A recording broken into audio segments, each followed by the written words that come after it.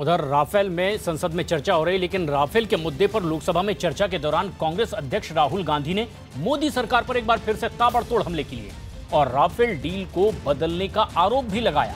सदन में राहुल ने राफेल डील की ज्वाइंट पार्लियामेंट्री कमेटी से जांच कराने की मांग की। राहुल ने राफेल की डील पर पूर्व रक्षा मंत्री मनोहर पर्रिकर को घेरते हुए गोवा सरकार के मंत्री विश्वजीत राणे का एक ऑडियो टेप सदन में सुनाने की धमकी दी। राहुल गांधी का दावा है कि विश्वजीत राणे उस ऑडियो में राफेल की फाइलों का उनके घर में होने का जिक्र कर रहे थे। बीजेपी के नेताओं से मैं कहता हूं, डरने की कोई जरूरत नहीं है। जेपीसी लागू कीजिए, दूध का दूध पानी का पानी हो जाएगा। देश को पता लग जाएगा कि नरेंद्र मोदी जी, जिन पे देश ने भरोसा किया था, नरेंद्र मोदी जी ने स्वयं अनिल अंबानी जी के डबल ए के जेब में 30,000 करोड़ रुपए डाले, पूरे के पूरे प्रोसीजर को नष्ट किया, बाईपास किया। डिफेंस मिनिस्ट्री के लोगों ने इतराज किया। एचएएल के वर्कर से कॉन्ट्रैक्ट छीनकर फ्रांस की एक कंपनी को दिया गया। तो मैडम, हम चाहते हैं कि जेपीसी लागू होए और जो सच्चाई देश सुनना चाहती है वो देश के सामने आए। आखिरी बात, कल अपने इंटरव्यू में नरेंद्र मोदी जी थके हुए लगे थे, घबराए हुए लगे थे और उन्होंने कहा कि मेरे ऊपर कोई उंगली नहीं उठा रहा है। नरेंद्र मोदी जी, पूरा देश आप पर उंगली उठा रहा है। धन्यवाद, नमस्कार।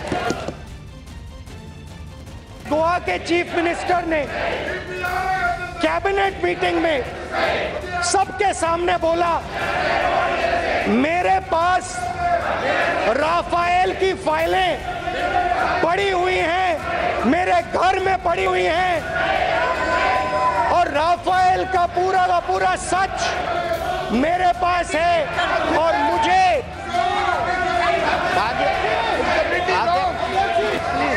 not Chief Minister of Goa, ex-Defense Minister of India.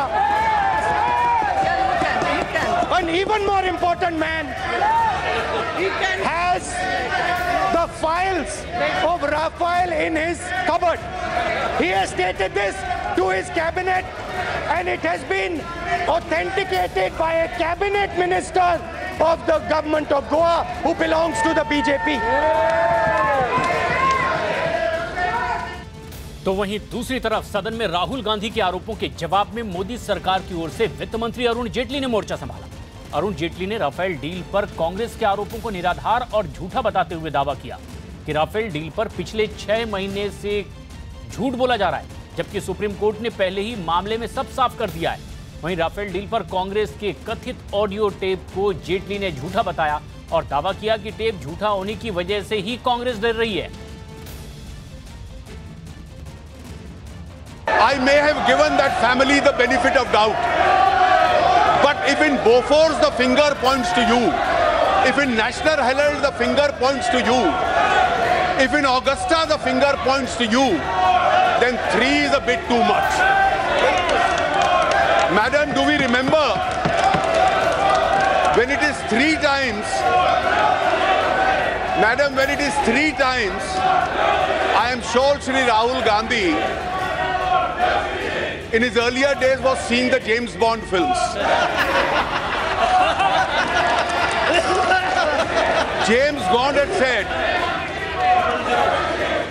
if it is once, it's a happenstance, it can happen. If it is twice, it is a coincidence. And if it is thrice, it's a conspiracy. And the conspirators of various defense deals today have the audacity to raise an allegation against others. 500 बनाम 1600 का जो तर्क है, ये बहुत सादगी का तर्क है और उसका कारण ये है कि इस देश में कुछ लोग और कुछ परिवार ऐसे हैं जिनको पैसे का गणित समझ आता है, देश की सुरक्षा के साथ जुड़े हुए मुद्दे नहीं।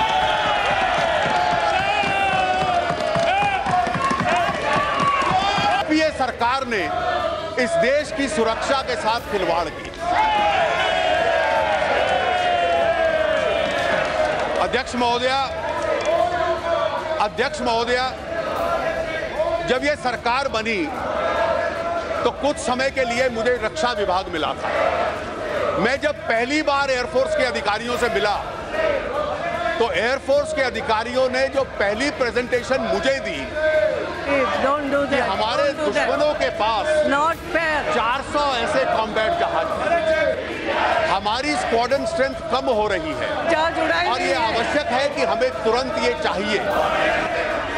और यूपीए ने तो 2012 में उस कॉम्बैट को बढ़ाया।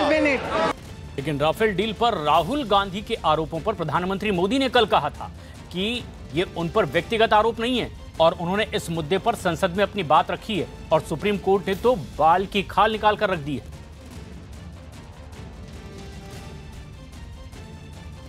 नंबर 1,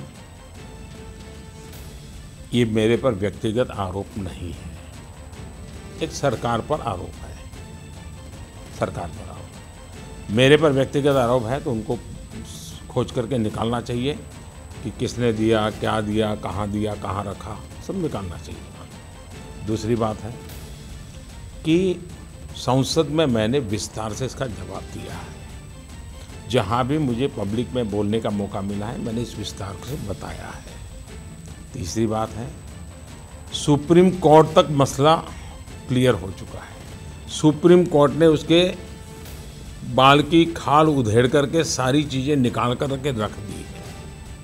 फ्रांस के राष्ट्रपति जी ने बयान दे दिया है, भारत के प्रधानमंत्री ने बयान दे दिया है। उनको इतना कर लीजिए, जो इतने सवाल मुझे पूछ रहे हैं, वे जब भी बोले तो आप इतना कोई मीडिया में हिम्मत होनी चाहिए, उनको पूछे कि ठहरिए भाई, आप बताइए, सिद्ध कीजिए, आप जो आरोप लगा रहे हैं हमें बताइए। ऐसे पत्थर मार के भाग मत जाइए, कीचड़ उछाल करके भाग मत जाइए। एक तो सवाल पूछिए उनको, कहीं तो दे कि भाई हाँ यहाँ का लिंक यहाँ, यहाँ का लिंक यहाँ है। ये तो दे नहीं पा रहे, बोलते चले जा रहे हैं। अब मुझे बताइए, उनको ये बोलने की बीमारी है तो मुझे बार बार उसी में उलझते रहना चाहिए क्या? मैंने एक बार जवाब दे दिया, पार्लियामेंट में दे दिया, सुप्रीम कोर्ट से मामला आया। दूसरी बात,